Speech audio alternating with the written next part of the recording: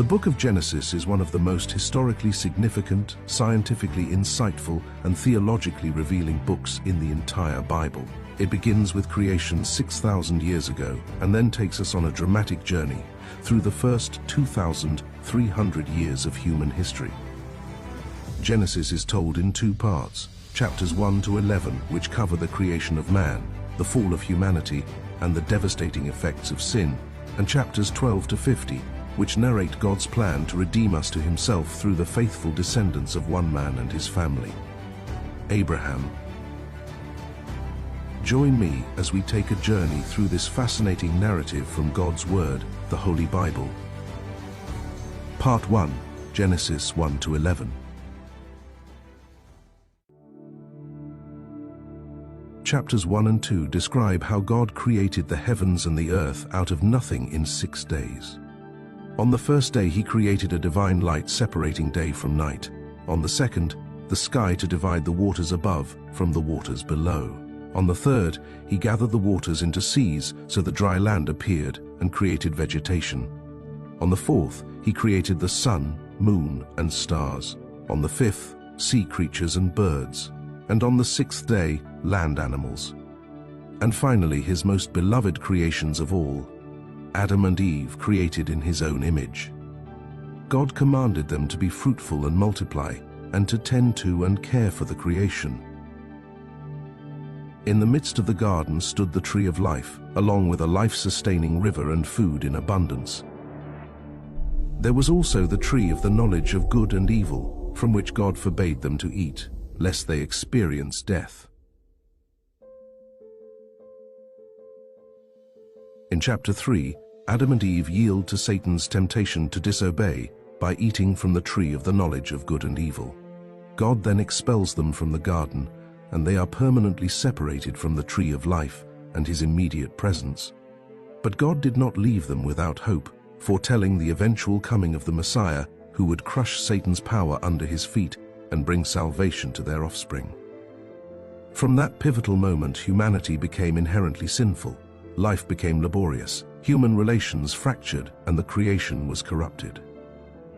In chapter 4, sinful and proud Cain murdered his innocent brother Abel, a foreshadowing of the future where the wicked would slay the righteous. This period saw men begin to gather into community groups with advancements in arts, agriculture, and manufacturing. By chapter 5, some people began to call upon the name of the Lord, but most descended into depravity, violence, and chaos. Chapter 6 reveals the appearance of mysterious beings thought by many to be fallen angels who interbred with human women. Their offspring, the Nephilim, were mighty giants described as men of renown, and their presence is associated with the spread of corruption and depravity that led to God's judgment through the flood. The remainder of chapter 6, along with chapters 7 through to 9, tells the story of Noah's Ark and the flood. Seeing the world filled with violence, God destroyed the evildoers by bursting open the fountains of the deep and opening the floodgates of the heavens. Only righteous Noah and his family of 8 were saved. In chapter 10, Noah's descendants begin to repopulate the earth, but despite the removal of the wicked during the flood, humanity quickly reverted back to doing evil. In chapter 11, united in culture and a common language, the people banded together to build the Tower of Babel, a monstrous monument to their pride and arrogance in wanting to reach the heavens and make a name for themselves without God. But God confused their language and scattered them to the 4 corners of the earth, leaving the tower unfinished. If anything, the flood and the Tower of Babel events showed that punishment alone could not save humanity.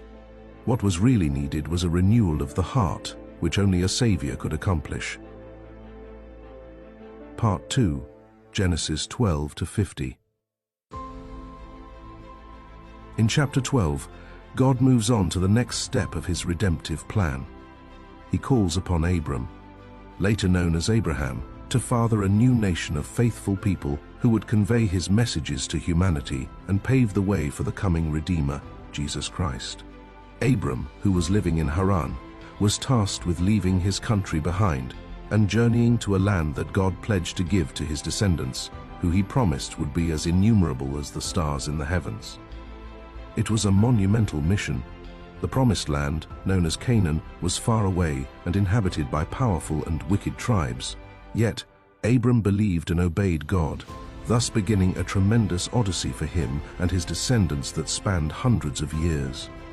A journey of faith marked by grueling travels, unexpected twists and turns, debilitating trials, epic failures and euphoric triumphs. So Abram took his wife Sarai, who was also his half-sister and was later known as Sarah, and his nephew Lot, and embarked on the 900 kilometers journey to Canaan, only to be forced by a famine to sojourn in Egypt for a while. In Egypt, afraid of being killed for his beautiful wife, Abram partially deceives Pharaoh by claiming Sarai was his sister, but not disclosing that she was also his wife. So Pharaoh took her into his palace, believing she was unmarried. But God intervened, and Pharaoh sent them away laden with wealth, which they took back to Canaan. In chapter 13, Abram and Lot agreed to settle in separate parts of Canaan. It was there that God reaffirmed his pledge to give the land to Abram's descendants forever, adding that he would cause them to grow in number until they were virtually uncountable. Chapter 14 sees Abram and his men rescue Lot and his family from captivity by a coalition of 4 kings who battled with the king of Sodom and Gomorrah. A mysterious figure then appears, Melchizedek, king of Salem and priest of the one true God, blesses Abram, who in turn gives him a tithe. Many theologians believe Melchizedek served as a type or foreshadowing of Christ. In chapter 15, God makes a covenant with childless Abram, promising him a child as his heir and reaffirming his promise to give the land to his descendants. God seals the covenant with a solemn ritual, also revealing that they will endure 400 years of captivity in Egypt before possessing the land. In chapter 16, still barren and doubting God's promise, Sarai suggests that Abram have a child with her maidservant Hagar. After Hagar conceives, she begins to look down on Sarai. In response, Sarai deals harshly with her, and Hagar flees to the wilderness where she's visited by the angel of the Lord. He tells her to return to Abram and Sarai and assures her that she will have numerous descendants through her son Ishmael. By chapter 17, Abram is 99 years old and Sarai is 89. God appears to Abram again and changes their names to Abraham and Sarah, and he once again reaffirms his covenant with Abraham. In chapter 18, the Lord visits Abraham and tells him that Sarah will have a child within a year. Sarah overhears the conversation from within the tent and laughs in disbelief, for which the Lord chides her.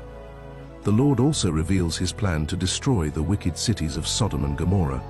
Abraham intercedes, pleading for the cities to be spared if a certain number of righteous people are found, and the Lord agrees.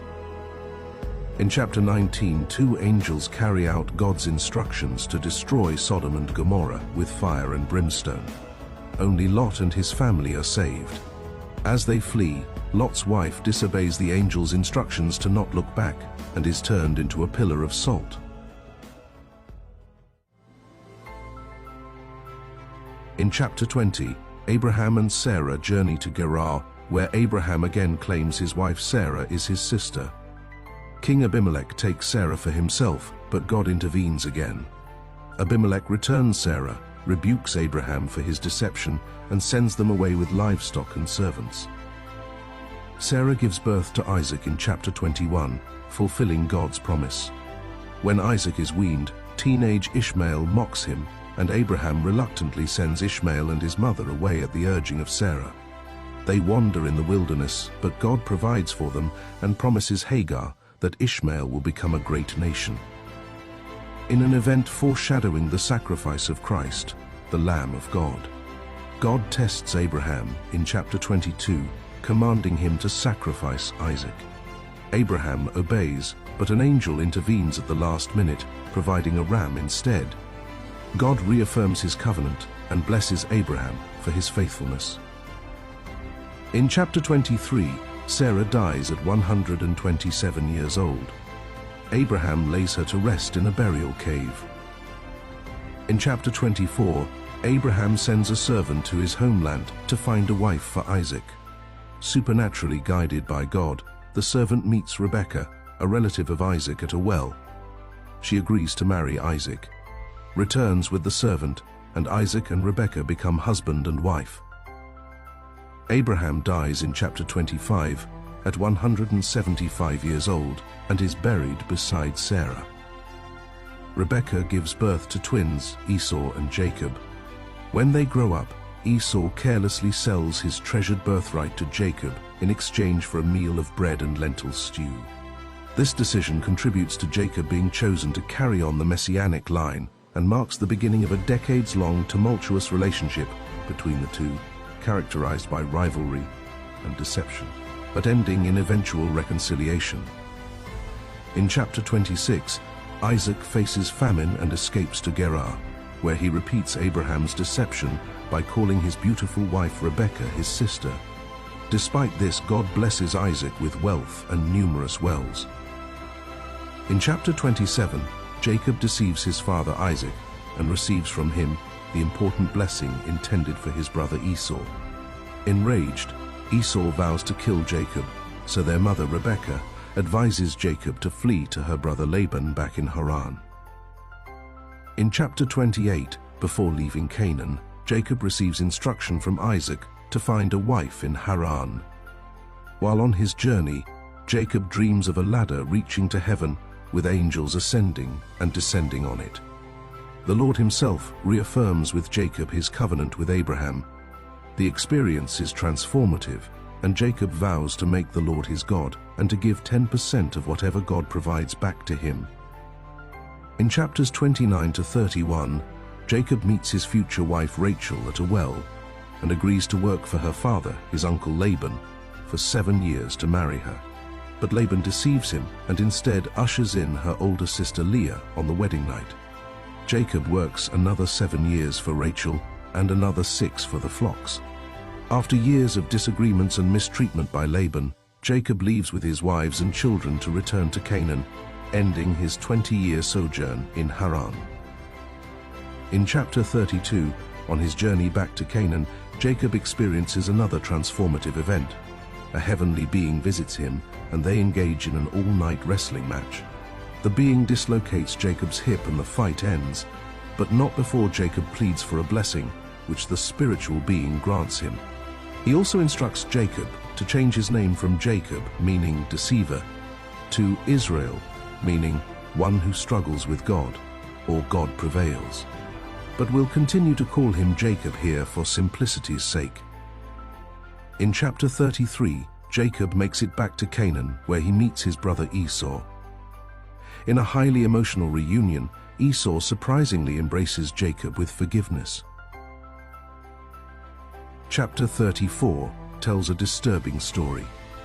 Jacob had settled among one of the Canaanite tribes, where the prince of the tribe violates his daughter Dinah.